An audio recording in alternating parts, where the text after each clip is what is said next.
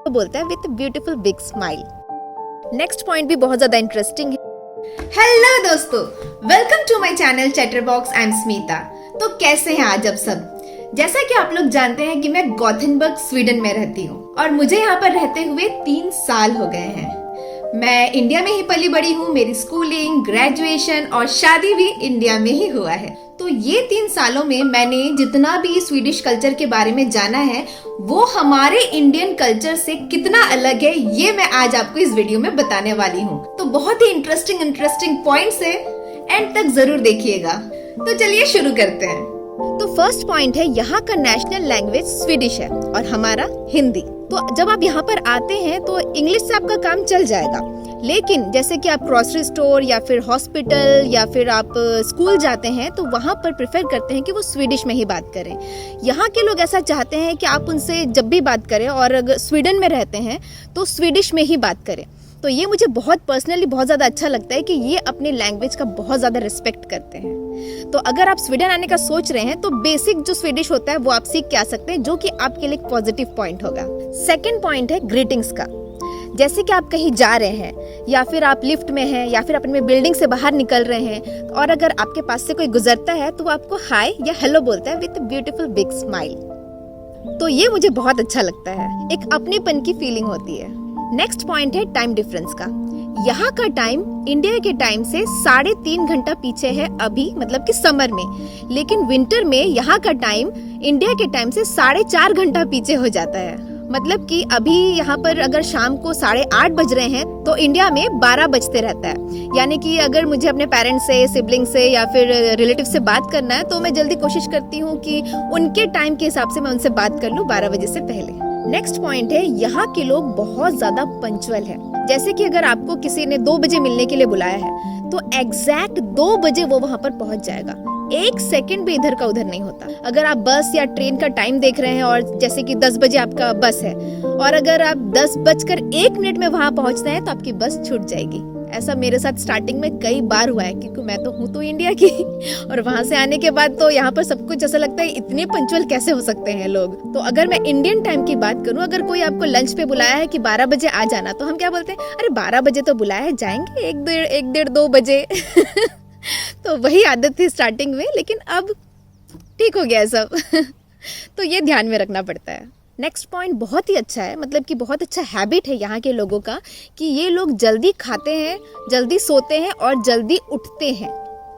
तो यहाँ पर डिनर जो है वो 6-6:30 बजे लोग कर लेते हैं, बच्चों को भी 7-7:30 तक सुला देते हैं और खुद भी सो जाते हैं और सुबह को जल्दी उठ जाते हैं, जो कि बहुत अच्छा हैबिट है।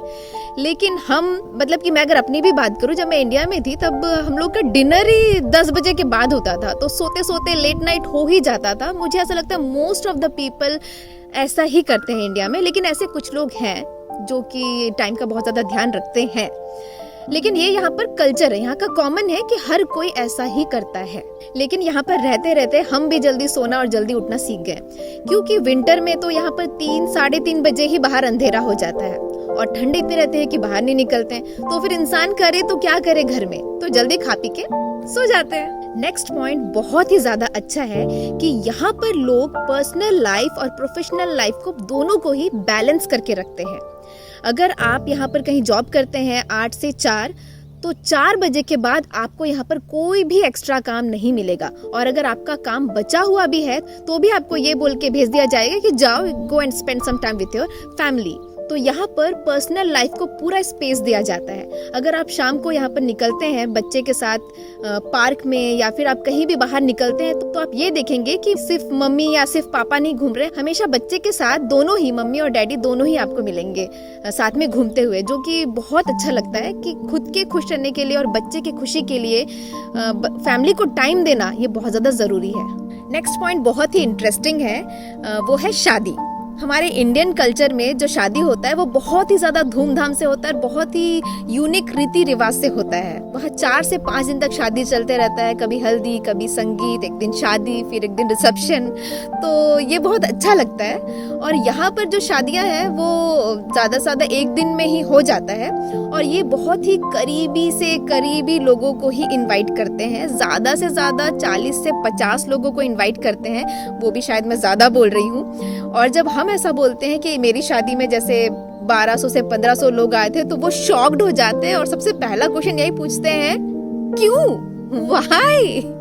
इनके लिए ये बहुत ज्यादा बड़ी बात है कि अपने शादी में 1500 लोगों को बुला रहे हैं, जबकि इनकी शादी में तो इतने लोगों को नहीं बुलाते हैं। और यहाँ पर शादी करना भी बहुत ज़्यादा इम्पोर्टेंट नहीं है। लोग यहाँ पर लिव इन में रहते हैं, उनके बच्चे भी होते हैं। इवन हम भी ऐसे कई कपल्स को जानते हैं जो साथ में रहते हैं, फिर उनके बच्चे हो रहे हैं, बच्चों की भी शादी हो जा रही है और वो अभी भी साथ में है लेकिन शादी नहीं किए हैं। तो ये बहुत बड़ा डिफरेंस है यहाँ के कल्चर में और हमारे इंडिया के कल्चर में। नेक्स्ट पॉइंट भी बहुत ज़्यादा इंटरेस्टिंग है, वो है पेट्स के बारे में।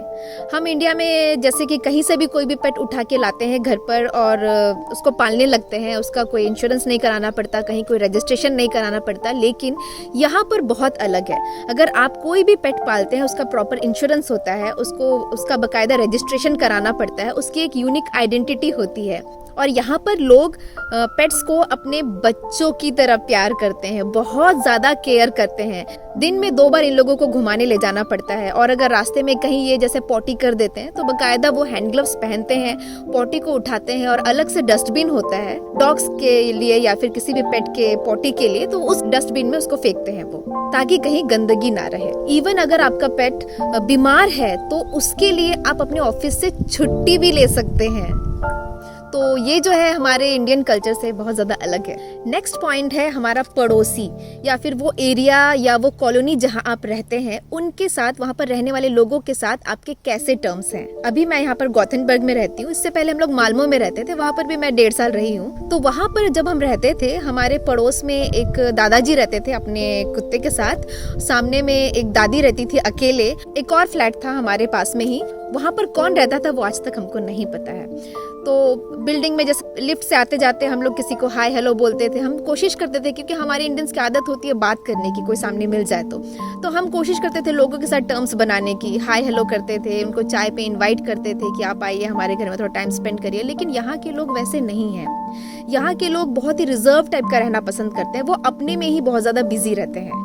और जैसे अभी मैं गॉथेनबर्ग में रहती हूँ, तो यहाँ पर भी मेरे एक पड़ोसी में कौन रहता है मुझे आज तक नहीं पता है। और एक पड़ोसी में बोस्निया की एक फैमिली रहती है जिनके 3 बच्चे हैं, तो उनके साथ अच्छे टर्म्स है, हाय हेलो होता है, घर पे आना जाना सब कुछ होता है। एक और फैमिली सामने में रहती है, वो भी उनसे तो कभी हाय हेलो भी नहीं होता, वो देखते हैं तो बात ही नहीं करते, तो हम भी उतना रिस्पॉन्स नहीं करते। अब क्या कर सकते हैं। लेकिन यहीं पर अगर हम इंडिया में हैं तो हम अपने पड़ोसी क्या, वो पूरा एरिया, पूरा मोहल्ला, पूरा स्टार्टिंग से लेकर एंडिंग तक हम सबको जानते हैं। घर से निकलते ही, और भाभी कैसे हो, और अंकल कहाँ जा रहे हो, चलो आज अब आपके घर चलते हैं। किसी के घर में भी कभी भी चले जाते हैं, कुछ भी खा पी लेते हैं। तो वो चीज़ मैं बहुत ज़्यादा मिस करती हूँ यहाँ पर वैसा बिल्कुल भी नहीं है कि आप बिना इनविटेशन के किसी के घर नहीं जा सकते। तो दोस्तों, और भी ऐसे कई पॉइंट्स हैं जो मैं आप लोगों से शेयर करना चाहती हूँ, लेकिन इस वीडियो को मैं और ज़्यादा लंबा नहीं करना चाहती। लेकिन मैं आपको नेक्स्ट वीडियो में और भी स्वीडिश कल्चर के बारे में आपको बताना चाहती हूँ। और अगर आप भी जानने में इंटरेस्टेड है तो मुझे कमेंट करके ज़रूर बताइएगा। तो दोस्तों, अगर आपको ये वीडियो अच्छी लगी तो इसे लाइक करिए और मेरे चैनल को सब्सक्राइब करिए। Thanks for watching. Bye-bye.